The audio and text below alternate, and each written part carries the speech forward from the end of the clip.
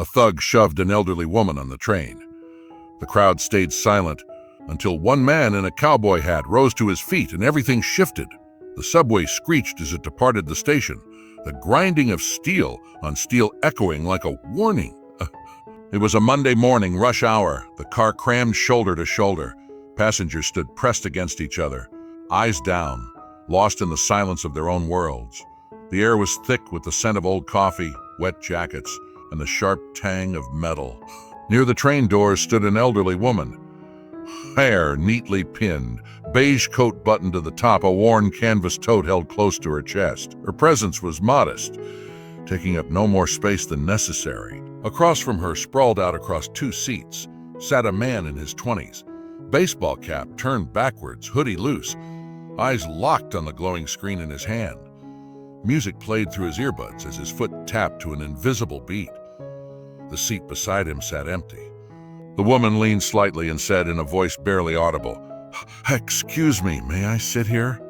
Without lifting his eyes, the man replied, "The train's full, lady. Gotta get yours early." Then he stretched out further, taking up even more space. A man nearby adjusted his glasses, glanced over, then quickly turned away. Nobody said a word. The woman didn't insist. She remained standing, swaying gently with the motion of the train, arms tightening around her bag. Inside, 2 apples, a loaf of bread, and a jar of strawberry preserves. Her usual Monday market run, something she had done every week since retirement. The car lurched around a bend. The lights above flickered. The floor trembled. She reached out for balance, her hand catching a pole. Her shoulder brushed against the man's arm. He recoiled, as though stung. "Oh, don't touch me, hag," he snapped, loud enough for all to hear. Heads turned, curious eyes peeked over phone screens, but just as quickly they dropped again. A flush spread across the woman's face, but she said nothing. She shifted slightly, giving him more room, as if she were the one at fault. He leaned in, louder now, as if performing for an invisible crowd. "I can't even ride in peace anymore without people invading your space. Y'all seeing this?" Nobody answered. A schoolgirl across the aisle hesitated, thumb hovering above her phone screen, but she never pressed record. Then the man flicked the strap of the woman's tote. "What you got in there, Grandma? Something worth guarding?" She shook her head, quietly murmuring. He wasn't finished. He grabbed the bottom of the bag and gave it a little shake, an act meant to mock, not harm. One apple fell, then another, rolling beneath seats. The jar shifted but stayed sealed. The woman gave a soft gasp and crouched slowly to the floor, steadying herself on one knee as she tried to gather the scattered apples. That's when he did it. A sharp jab of his elbow, not a punch but deliberate, cruel. It caught her below the collarbone and sent her stumbling back into the subway door with a dull, solid thud. The moment wasn't loud, but the silence that followed screamed. A boy in a puffer jacket parted his lips, then thought better of it. Putins. An older woman covered her mouth with a scarf. The schoolgirl across the aisle stepped forward, then froze. The man smirked. "A lesson of the day, don't lean on strangers," he said with smug satisfaction. Nobody spoke. At the far end of the car, past the crowd, poles and hanging straps, a man slowly looked up. He'd been standing the whole ride, one hand on the overhead bar, boots planted firm. A weathered cowboy hat cast a shadow across his face. His coat, cracked and worn, hinted at years under hard sun. His beard was gray, and his gaze cold never left the scene. The train rumbled deeper into the tunnel, its hum like a pulse under the skin. The woman lowered herself again, her knees stiff as she reached for the apples. One had rolled under the thug's boot. He didn't move to help. Instead, he leaned forward, elbows on knees, grinning. "Really? You're gonna crawl around for fruit?" Still, she didn't respond. Her hand reached for the last apple. It sat just beneath his foot. He lifted his boot and brought it down. A sickening crunch. The apple burst beneath it, juice seeping across the filthy floor like blood from a split lip. A visible flinch ran through the car. The woman looked up, their eyes locked. He tilted his head slightly, amused as if he'd swatted a bug. "You done?" Almost playfully. She didn't answer. She simply picked up the second apple, now bruised, and checked the jar. Scratched, but still intact. Behind her, the train lights flickered again, unsteady, and from the other end of the train, the cowboy began to walk. He didn't shove, didn't make a sound, just walked, measured. Steady, silent. Past the mother holding her child tighter, past the college student clutching his bag, past the woman frozen mid-scroll on her phone. The thug didn't see him coming. He was too busy entertaining himself. "You know what the problem is?" he said to no one in particular. "People think they deserve something just because they're old. Respect? I don't owe nobody nothing." Still no response. A teenage boy dropped his phone to his lap and stared at the floor.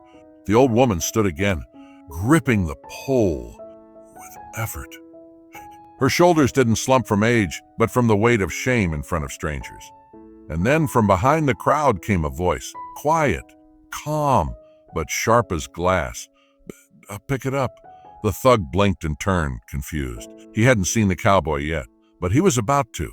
Norris stood just 2 feet behind the man. Close now, closer than anyone should be without saying something. The air around him felt thinner, like even the atmosphere knew to tense up. The leather of his coat creaked softly as he shifted his stance. The thug turned, voice sharp. Chuck didn't blink. "The apple," he said. "Freak it up and apologize." The words landed like a stone dropped in still water. A ripple moved through the crowd. Someone stepped back. Someone else hit record. The thug blinked, then laughed, nervously at first, then louder, trying to find his footing. "Oh man, you serious? Who are you supposed to be? Her husband? Her sheriff?" He leaned back, grinning now, projecting, addressing the car like it was an audience. "Y'all see this? We got a whole John Wayne situation over here." Chuck said nothing. He took a single step forward. The thug stood up fast, trying to get tall to reclaim the space. His chin tipped upward. "What's your problem, old man?" Chuck's voice was gravel dragged across stone. "She was hurt. You did it. Now fix it. No threat, no growl. Just truth, hard and unmoving." The thug looked around. This time, nobody looked away. Not anymore. He rolled his shoulders, tried to puff himself up. Back off. I'm warning you." Chuck tilted his head slightly. "I've already warned you." The tension didn't rise anymore. Or it hovered, thick, alive, suspended in the air like a held breath. Then from further down the car came another voice, sharper, louder. "Yo, you need help, man?" Another guy, bigger, hoodie zipped to the chin, earbuds out, 2 rows down and now stepping up. "A friend, maybe." Chuck didn't turn. The first thug smiled wider. "See? Now what?" Chuck's head turned slowly. Eyes scanned the second man. Just a beat, then returned to the first.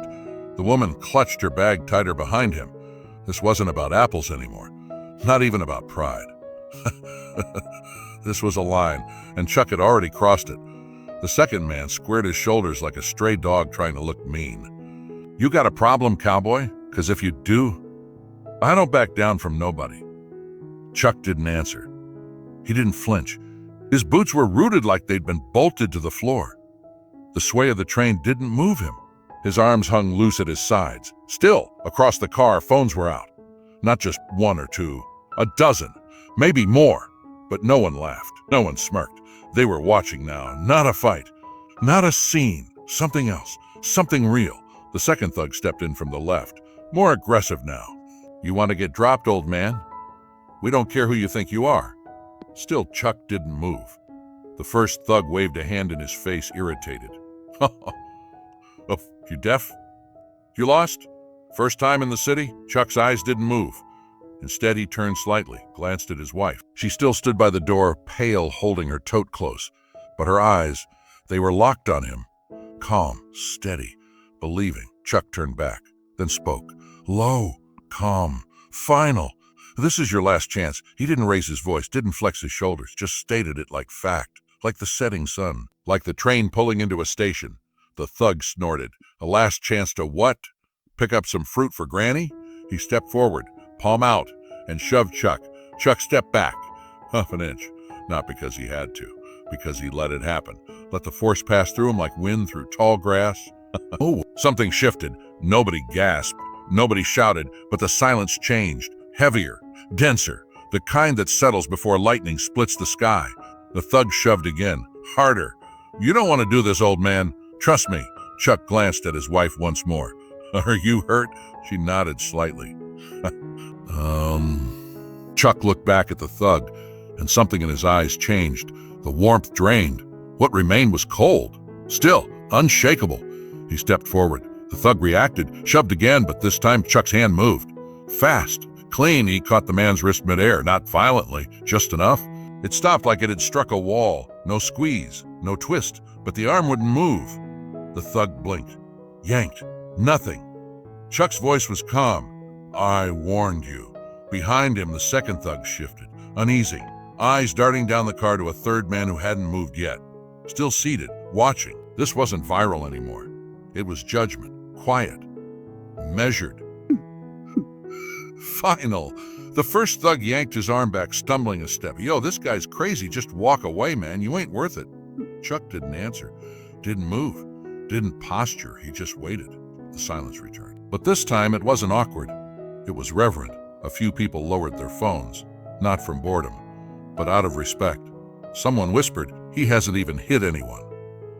The thug glanced at his friend. Let's go. But it was too late. The lines had already been crossed, the moment already etched. Chuck hadn't thrown a punch, hadn't raised his voice, but the weight of what he represented hung in the air like smoke after a gunshot. This wasn't the part where fists flew. This was the part where a man decided who he was, and another man had to live with it. Even the subway seemed to hold its breath. Every rumble on the tracks felt louder, more deliberate. The thug tried to shake it off, laughed nervously. You all acting like this guy's a legend or something. Then he turned back to Chuck. Oh, what now? You can pull a six-shooter out of the jacket? Boy, the thug sneered. Chuck didn't move. The younger man turned half to the crowd, hands raised like a bad stand-up act. I mean, look at him. What's he gonna do? Give me a lecture. Drop some grandpa wisdom? He scanned the faces, desperate for validation, trying to climb back on top of the moment. You really think I'm picking up some busted groceries just because a guy in a second-hand coat asked nicely? Still, Chuck said nothing. He just shifted, subtle, barely noticeable, feet just a bit wider.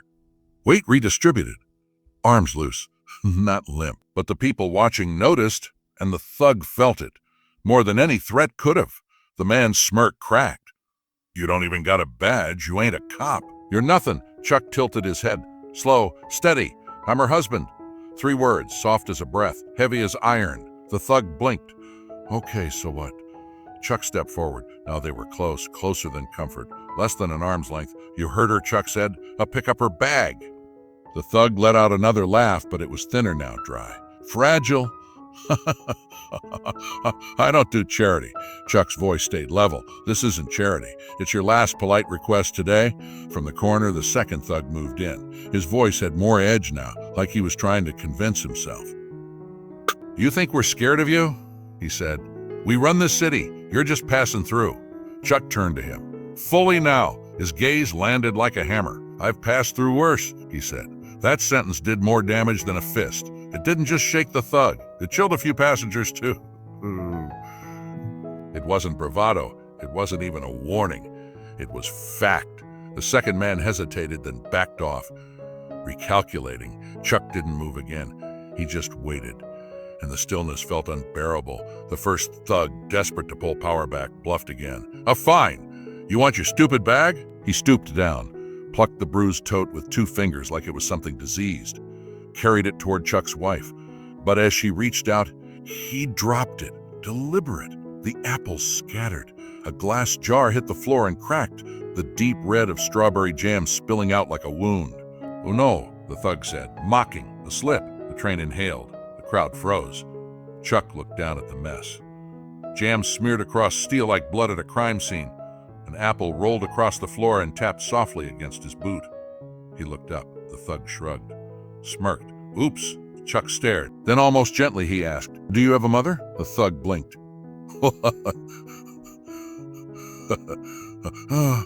What's that got to do with? Chuck stepped in closer, eyes burning low and steady like coal in a firebox. Then you should know, he said. This is where you... The words hit like a bell rung in a cathedral. The sound of a line drawn. The thug's mouth open, but nothing came out. His posture shifted. Weight off balance. Confidence draining fast. something unfamiliar creeping in. Fear. A man across the aisle whispered, "He's serious." Chuck hadn't thrown a punch. Still, he hadn't raised his voice, but the storm was overhead now. The train swayed gently on its track. The rhythmic clack of wheels like a countdown, and everyone was watching. The thug froze. A step forward or a step back, he couldn't tell which was right. And that uncertainty made him angry. He lashed out. "You think I'm scared of some cowboy grandpa routine?" Chuck didn't answer. "You think this is some kind of movie?" Still nothing. The thug shoved him hard. Chuck didn't flinch, didn't stumble. The force was redirected, absorbed like wind through stone. He turned his head, just a little, looked back to his wife, still standing by the door, canvas tote torn, hands trembling. "Are you hurt?" I asked, voice quiet. "A little," she said. Chuck turned back. His face didn't change, but something behind his eyes did, and the thug felt it, too late. "This is your last chance," Chuck said again. The entire train heard it. The words didn't echo, but they stayed. And like always, men who lose control don't surrender. They swing. The thug shoved again, 2 hands full weight. Chuck stepped back, but not in retreat.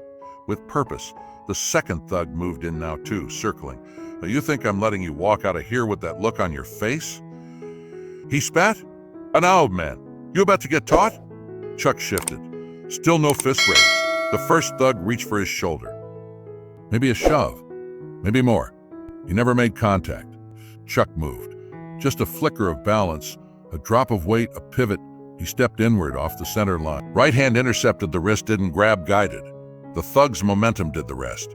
He stumbled forward off balance. Chuck let him fall. He hit the subway wall with a grunt. One knee buckled.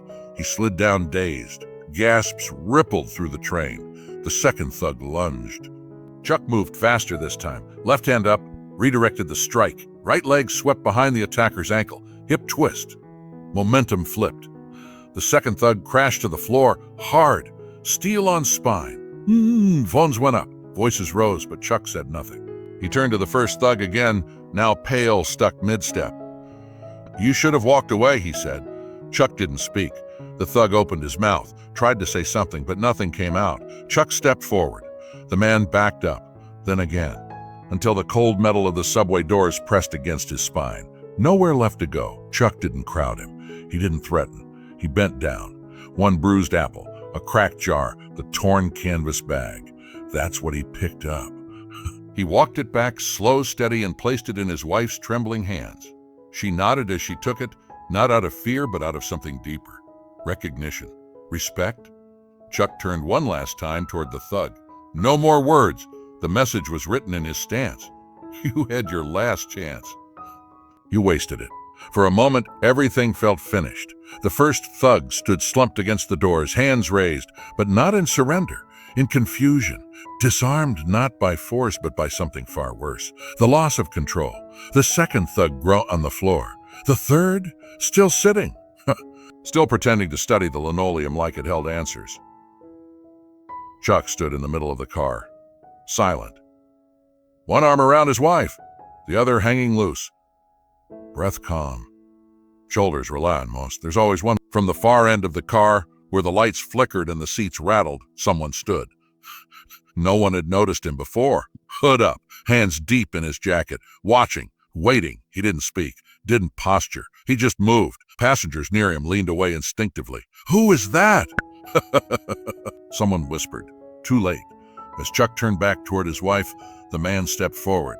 In his right hand, a short plastic baton, heavy-duty, reinforced, modified. He swung, fast, quiet, deadly. The bat cracked against the side of Chuck's head just above the ear, a dull, meaty whomp. Not sharp, not cinematic, real. Chuck's knees buckled. His shoulder slammed into the steel pole, and then he folded. Crashed sideways, hit the subway floor hard. His head bounced once. Silence, then screams. His wife's voice broke the moment, a cry. High and sharp, phones fumbled up. A panic surge. Someone shouted, "Well, call 911. The man with the baton stood over Chuck now, breathing hard, but his face was blank, not smug, not cruel, just cold, like this was just another thing to do before the next. Chuck didn't move. For the first time, the car saw him completely still. One hand twitched, reflex maybe, then nothing. The man wiped his brow, looked around like he was proving a point. You see, his eyes seemed to say, that's all it takes. One man whispered, did he kill him? Another, no, he's breathing. Look, he's still breathing. The first thug blinked, his voice now barely a thread. T told you he was a poser. He didn't believe it himself. Chuck's wife dropped beside him, hands on his chest. Charles, as she said. Charles, look at me. No response. Please. Then a breath, shallow but steady. Chuck's eyes fluttered open. Just a sliver, but enough. He was still in the fight. He blinked once, twice. His fingers curled against the grimy subway floor. The man with the baton raised it again. Don't. Her voice wasn't loud, but it stopped him. Chuck's wife rose to her feet, placing herself between them. Stay out of it, lady, the man growled. He stepped forward, and Chuck moved. Not much. His legs shifted, elbow braced against the floor. One hand gripped the nearest pole. He began to rise. Slow, unsteady, deliberate, like a man who'd fallen before, like a man who always got back up. The baton thug hesitated. Chuck's head was bleeding now, a crimson trail running down the side of his face, soaking into the collar of his jacket. His jaw clenched. His balance swayed, then held. He stood. The car shifted again, not from motion, but from energy. The air changed. Chuck's left hand braced against the pole. His right, bruised knuckles scraped from the fall, curled inward slightly. Not tight, just ready. He didn't shake. He didn't speak. He just looked the man in the eye, and whatever he saw there, it made the baton feel heavier. Chuck didn't need to say it. Now it's my turn. The man blinked. He hesitated. Then, too late, he decided. He swung. Chuck stepped inside the arc. The baton was too long at that range, too slow. His left hand rose and caught the wrist. Mid-swing. Cold stop. Chuck turned his hips, guided the elbow, twisted. The baton dropped. A hollow clatter. The man grunted, yanked his arm, but Chuck stepped forward again. A palm to the chest. Not violent, just deliberate. The thug stumbled backward. Hit a pole. Hard. His head snapped back. He slid down to one knee, still breathing, but not fighting. Chuck didn't follow. He turned. Blood still dripping from his temple, he looked to the first thug, the one who'd shoved his wife. Their eyes locked. One step. That's all Chuck took, and the thug panicked. For the opposite end of the car, but the doors were still closed. The tunnel still.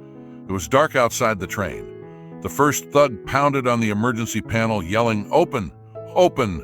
Open!" He was frantic now, full of panic and no plan. Chuck didn't chase. He just walked, measured, steady, like he had all the time in the world. The thug turned through a wild punch. It never landed. Chuck dipped his shoulder, pivoted sideways, letting the punch pass harmlessly beside him. Then, calm as breathing, he hooked his forearm around the man's elbow and yanked. A sharp crack echoed through the car. The thug dropped to his knees, screaming and clutching his arm. Chuck didn't gloat, didn't pose. He just stepped back. One breath, two down. That's when the second thug, the heavy one who had barked threats earlier, finally made his move. He let out a roar and charged, body low, arms wide, like a linebacker trying to tackle someone half his size. Chuck didn't flinch. He waited, then sidestepped at the last second. The man stumbled past, tripped over the legs of his fallen friend, and slammed chest first into a bench. The impact knocked the air out of him. A pathetic wheeze escaped his lips. Chuck turned again. That was 3. But the man with the baton, he wasn't finished. He staggered to his feet, red-faced, rage boiling into humiliation. No weapon this time. Just fist, just fury. He grabbed the metal pole beside him, launched himself forward, shouting something no one could even understand. Chuck ducked the first punch, rolled under the second. Then, boom! A tight elbow to the gut, short, deep, sharp. The thug gasped, doubled over. Chuck used the opening. He stepped in and delivered a shoulder check that lifted the man clean off his feet and slammed him into the wall. The sound of the impact was thick and final. He dropped like a sack of wet cement. This time, he didn't move.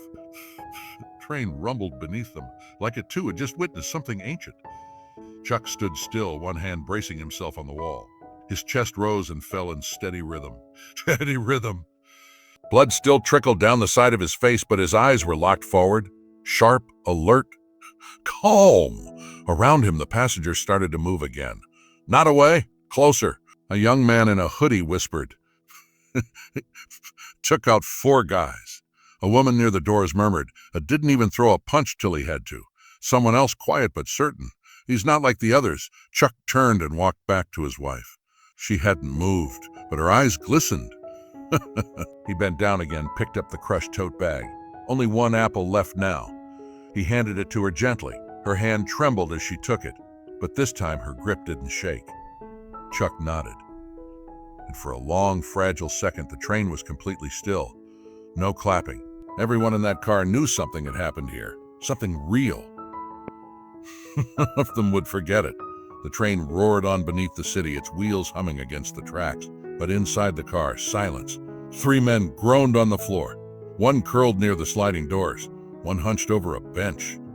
The 3rd slumped against a pole, clutching his ribs and mumbling curses that didn't sound brave anymore. The 4th, the one with the baton, hadn't moved. He wasn't unconscious, just quiet, beaten in more ways than one. And in the middle of it all stood Chuck Norris. No blood on his knuckles. No heavy breath. No words. His cowboy hat cast a shadow across his eyes. The smear of red down his temple had dried into something that didn't scream injury. It whispered truth. Even giants bleed. The real ones get back up.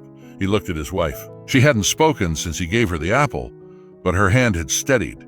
She stepped forward now, just enough to close the space between them, and reached for his arm. Chuck let her take it.